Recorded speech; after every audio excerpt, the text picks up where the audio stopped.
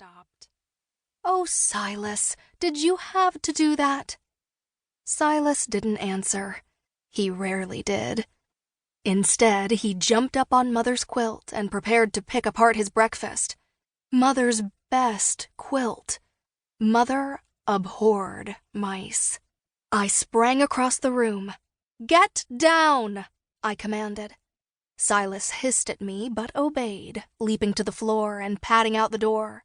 "Matilda?" Mother's voice called up the stairs. "Now!" I made a face at the doorway. I had just saved her precious quilt from disaster, but would she appreciate it? Of course not. No more dawdling. I had to get dressed. I fastened my stays and a badly embroidered pocket over the white shift I slept in. Then I stepped into my blue linen skirt. It nearly showed my ankles. Along with the ceiling getting lower, my clothes were shrinking too. Once dressed, I faced the rather dead mouse and wrinkled my nose. Picking it up by the tail, I carried the corpse to the front window and leaned out. My city, Philadelphia, was wide awake. My heart beat faster and my head cleared. Below the window, High Street teemed with horsemen, carriages, and carts. I could hear Mrs. Henning gossiping on her front stoop, and dogs barking at a pig running loose in the street. The sound of the blacksmith's hammer on his anvil reminded me of Polly, our tardy serving girl. That's where she was, no doubt, in the blacksmith's shop, eyeing Matthew, the blacksmith's son. I didn't like it there. The roaring furnace, sparks crackling in the air, the sizzle of hot metal into cold water. It all reminded me of that unmentionable place the preachers liked to go on about.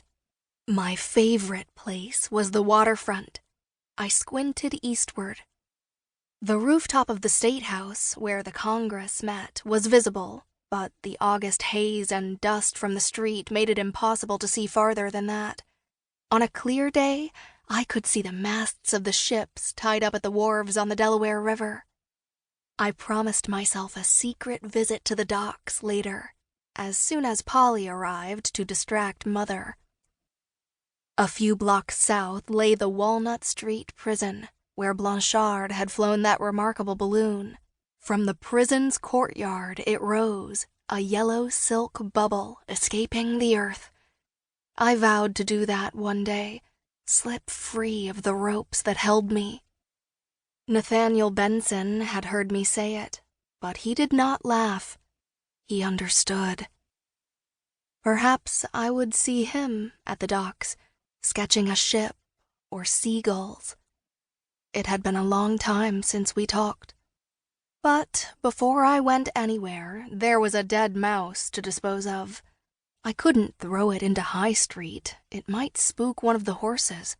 I crossed the room and opened the back window overlooking the garden. Maybe Silas would smell his treat out there and get a decent breakfast after all. I flung the corpse as far as I could, then hurried downstairs before Mother boiled over.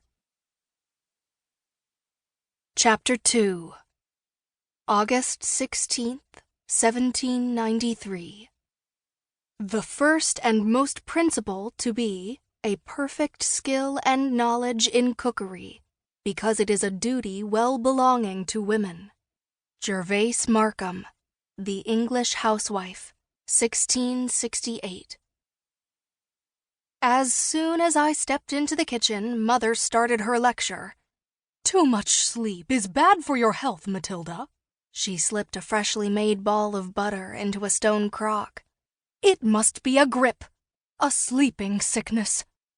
I tried not to listen to her.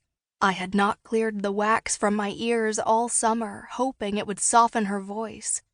It had not worked. "You should be dosed with fish oil. When I was a girl," she kept talking to herself as she carried a steaming pot of water outside to rinse the butter churn. I sat down at the table. Our kitchen was larger than most, with an enormous hearth crowded with pots and kettles, and 2 bake ovens built into the brickwork beside it. The size